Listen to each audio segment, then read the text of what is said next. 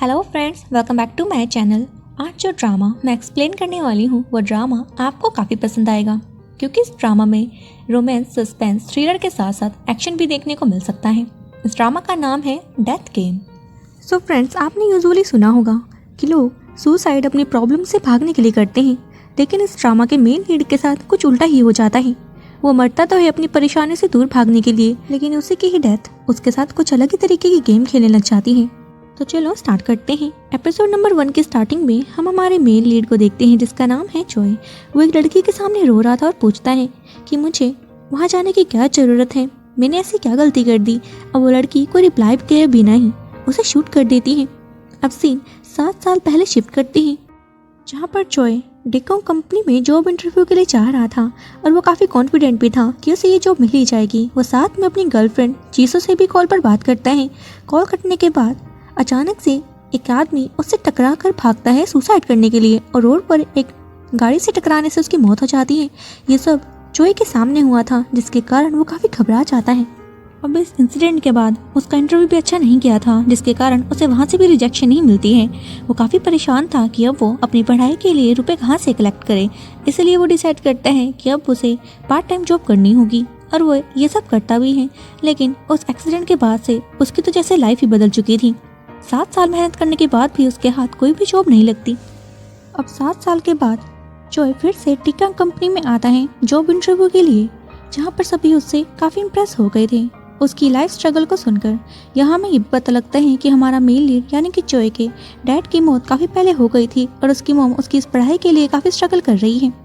अब उसके इतने स्ट्रगल को देखकर वहाँ के इंटरव्यूअर तो काफ़ी खुश थे। तभी उसके पास उसके फ्रेंड की कॉल आती है, जो उसे बताता है कि जिस ह्यूनसियो के कहने पर तुमने पैसे इन्वेस्ट किए थे, वो तो सबके पैसे लूट कर भाग गया है। अब वो भागकर ह्यूनसियो के घर गया तो था, लेकिन वहाँ पर उसे ह्यूनसियो नहीं मिलता।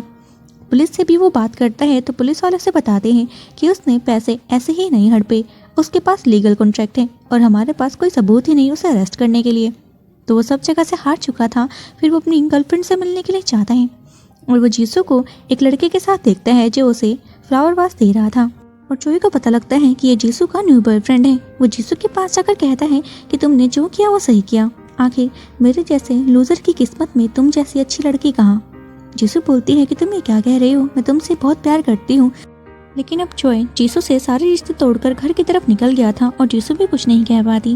घर जाकर चोय नोटिस करता है कि उसके रूम का सारा सामान बाहर फेंक दिया गया है, क्योंकि उसने रेंट जो नहीं दिया था। चोय अपने सामान को साइड में करता है, क्योंकि बारिश स्टार्ट हो गई थी। पूरी रात वो बारिश में ही बैठा रहता है, और अब सुबह भी हो जाती है। चोय तो अपनी इन प्रॉब्लम से काफ़ी ज़्यादा परेशान हो गया था, और उसे डेकोंग कंपनी का मैसेज आया था कि उसका इंटरव्यू रिजेक्ट हो चुका है। ये देखकर तो वो और भी ज़्यादा डिप्रेस्ड हो जाता है और सुसाइड करने की ठान लेता है। जैसे ही वो बिल्डिंग के टॉप पर खड़ा होता है, साथ में वो 7 साल पहले का वही इंसिडेंट याद कर रहा था कि अगर उस आदमी ने उसके सामने सुसाइड नहीं किया होता तो आज सिचुएशन कुछ और होती। और इतना सोचने के बाद चोय बिल्डिंग से छलांग लगा देता है। वहीं उसकी मॉम की भी कॉल आ रही थी। चोय की जैसे ही आंख खुली, वो अपने आप को एक प्राइवेट जेट में देखता है, और एक दूसरी बॉडी में वहीं सामने की तरफ एक लड़की बैठी हुई थी। उस लड़की की आंखों में देखते सारी चोय और वो लड़की एक अंधेरी सी जगह पर आ जाते हैं। चोय हैरान था कि वो कहाँ पर आ गया। अब वो लड़की चोय को एक हाइट पर लटका देती है। चोय उससे पूछ रहा था कि तुम हो कौन, तो वो बताती है कि मैं डेथ हूँ, और मैं तुम्हें यहाँ पर पनिशमेंट देने के लिए आई हूँ, क्योंकि तुमने डेथ का मजाक बनाया है। इतना कहकर वो चोय का गला छोड़ देती है, और चोय नीचे की तरफ गिर रहा था, जहाँ पर हम काफ़ी सारे डीमंस मॉन्स्टर को देखते हैं। चोय तो चिल्लाता रह जाता है। वहीं अगले ही सीन में चोय वापस से उसी प्राइवेट जेट में आ जाता है, जो उस लड़के की तरफ देखकर बोल रहा था कि तुम्हारी पनिशमेंट क्या है। तो डेथ बताती है कि भगवान के अकॉर्डिंग तुम सिर्फ एक बार मर सकते हो, उसके बाद नहीं, लेकिन मैं तुमसे ये पावर छीनती हूँ। तुम अब बार बार मरोगे ताकि तुम्हें डेथ की वैल्यू का पता लगे। अब मैं तुम्हें एक एक करके 12 ऐसी बॉडीज में शिफ्ट करूंगी जो डेथ के बिल्कुल नियर हो। अगर तुम किसी भी बॉडी में सरवाइव कर गए तो वहाँ से तुम अपनी एक न्यू लाइफ स्टार्ट कर सकते हो। अब इतना बोलकर डेथ तो वहाँ से गायब हो जाती है, और प्लेन अचानक से हड़बड़ाने लग जाता है। ये देखकर चोय घबरा गया था और जल्दी से लाइफ जैकेट पहन लेता है, लेकिन तभी एक एयर होस्टेस उसे आकर बताती है कि डरने की कोई भी बात नहीं। प्लेन अचानक से नॉर्मल पोजीशन पर आ जाता है। वहीं फिर चोई नोटिस करता है कि आदमी तो काफ़ी रिच है क्योंकि वहाँ पर काफ़ी एक्सपेंसिव चीज़ें पड़ी हुई थी। तभी उसे एक चमकता हुआ स्टोन नज़र आता है, जो स्टोन अचानक से चोई की बॉडी के अंदर चला जाता है और उसे उस आदमी की सारी मेमोरीज मिल जाती हैं, जहाँ से पता लगता है कि वो आदमी तो एक कंपनी का CEO बनने वाला था।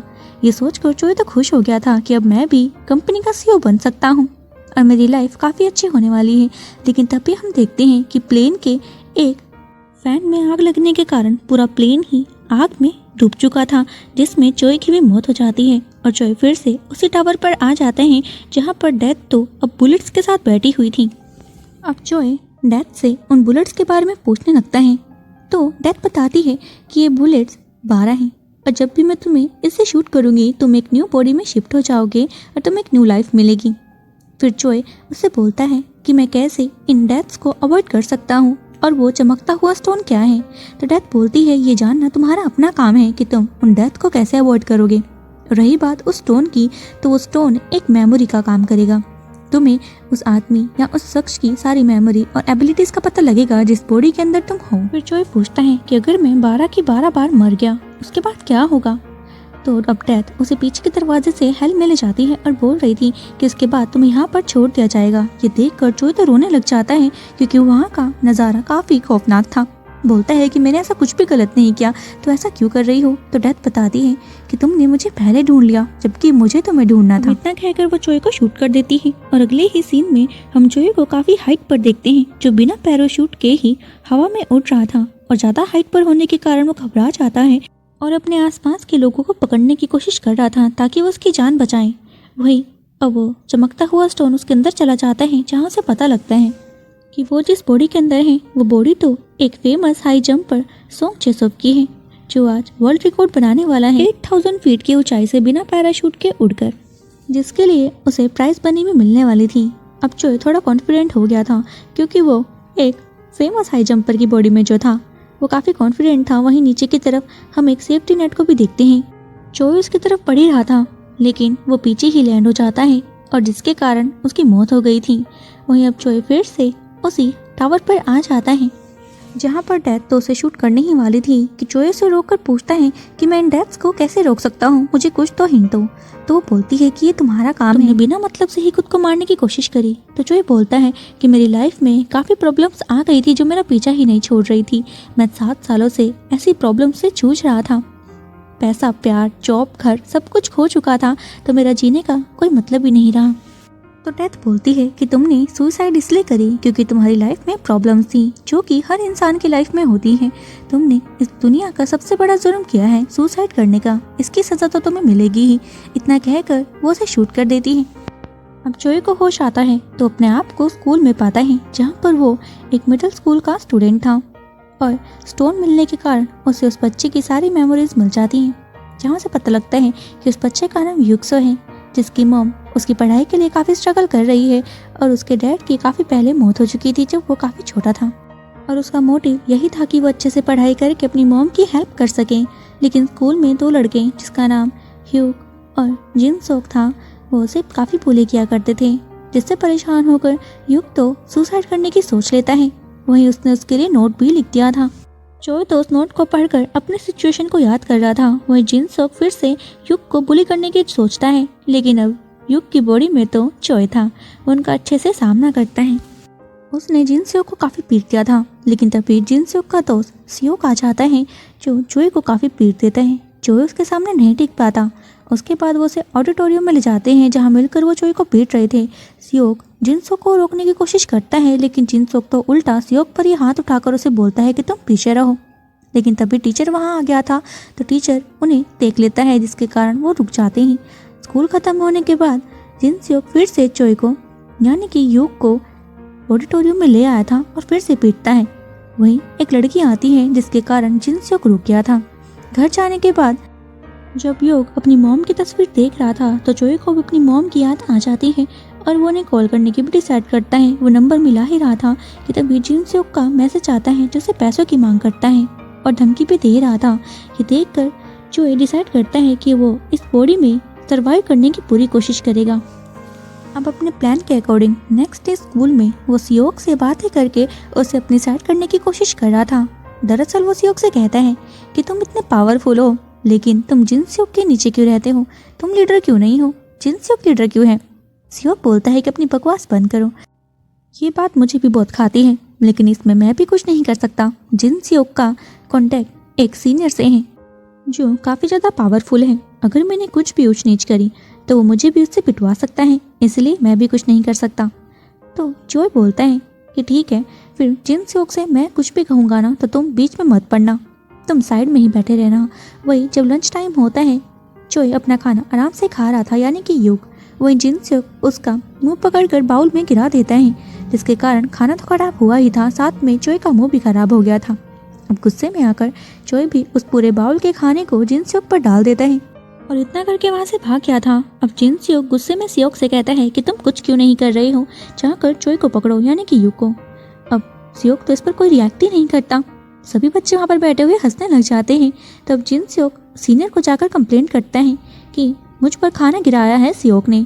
अब सीनियर सियोक के पास गया था तो उसे सच का पता लगता है कि सियोक ने तो ऐसा कुछ किया ही नहीं, वो तो युग का काम है। अब जैसे ही उसने युग की शक्ल देखी, वो जिन सियोक से कहता है कि तुम एक बच्चे को भी डील नहीं कर सकते, तुम मेरे फ्रेंड कहलाने लायक ही नहीं हो, आपसे मुझसे कांटेक्ट मत करना। इतना कहकर सीनियर तो यहाँ से चला जाता है, लेकिन पीछे से बच्चे फिर से जिन सियोक पर हंसने लग गए थे।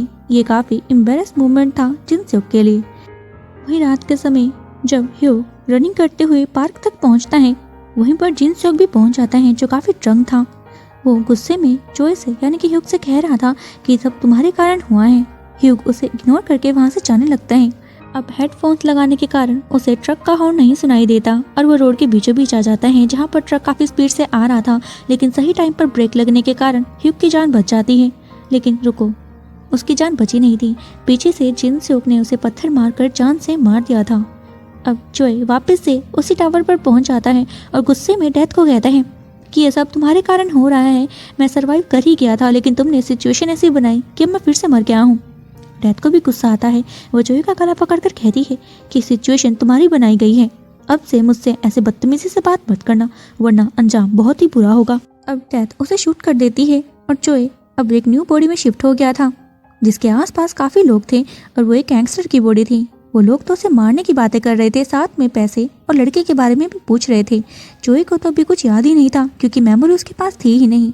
वहीं जैसे ही उसके पास मेमोरी पहुंचती है तो उसे पता लगता है कि जिस बॉडी के अंदर वो है उसका नाम जून है और वो एक सीक्रेट क्रिमिनल ऑर्गेनाइजेशन का मेंबर है। मतलब वो पैसों के बदले में अपने क्लाइंट्स की मदद करता है। अब जून के बॉस ने यानी कि उसके क्लाइंट ने उसे एक लड़की को मारने का ऑर्डर दिया, जिसके बदले में उसे काफ़ी बिलियन रुपए भी मिल रहे थे। लेकिन उस लड़की से तो जून प्यार करता था, तो उसने डिसाइड किया कि वो लड़की और पैसे दोनों को लेकर भाग जाएगा। और जून ने तो उन रुपये को भी किसी सेफ जगह छुपा लिया था। अब वो दिन आ जाता है जहाँ पर जून उस लड़की के साथ भागने वाला था, लेकिन जैसे ही वो उस लड़की से मिलने के लिए जा ही रहा था तो पीछे से बॉस के हाथ में उसे पकड़ लेते हैं। तो वो सोचता है कि उसके पास 10 बिलियन है, उसे इस लाइफ में मरना नहीं है। अगर वो मर गया तो नेक्स्ट लाइफ में उसके पास रुपए ही नहीं होंगे। अब इतना सोचकर जॉय जून की एबिलिटी को यूज़ करके वहाँ से भागने की ट्राई करता है, लेकिन उसके फ़ोन में एक ट्रैकर था। वो बाइक से वहाँ से भाग तो जाता है, लेकिन ट्रैकर की हेल्प से उसका मेन बॉस उसे ट्रैक कर लेते हैं और साथ में जॉय को यानी कि जून को पकड़ने के लिए 2 बिलियन का इनाम भी रख दिया था। अब पुलिस भी जून के पीछे पड़ गई थी, लेकिन वो इतनी अच्छी बाइक चलाता था कि किसी के हाथ ही नहीं आता। अब ऐसे ही वो बाइक राइड करते हुए एक बिल्डिंग के रूफ पर पहुंच जाता है, जहां से ना आगे जाने का रास्ता था ना ही पीछे। तो वो रूफ से ही कूद जाता है बाइक समेत और सीधा ही पानी में कूद गया था। पानी में कूदने के कारण उसका फ़ोन डिस्ट्रॉय हो जाता है, जिसके कारण ट्रैकिंग डिवाइस भी खराब हो चुका था। जून अपनी जान बचाकर उसी लड़की के पास पहुंच जाता है जहां पर वो लड़की उससे पैसों के बारे में पूछ रही थी। तो जून उसे साफ बता देता है कि पैसे उस बोट पर हैं। इतना कहते ही वो लड़की जून को शूट कर देती है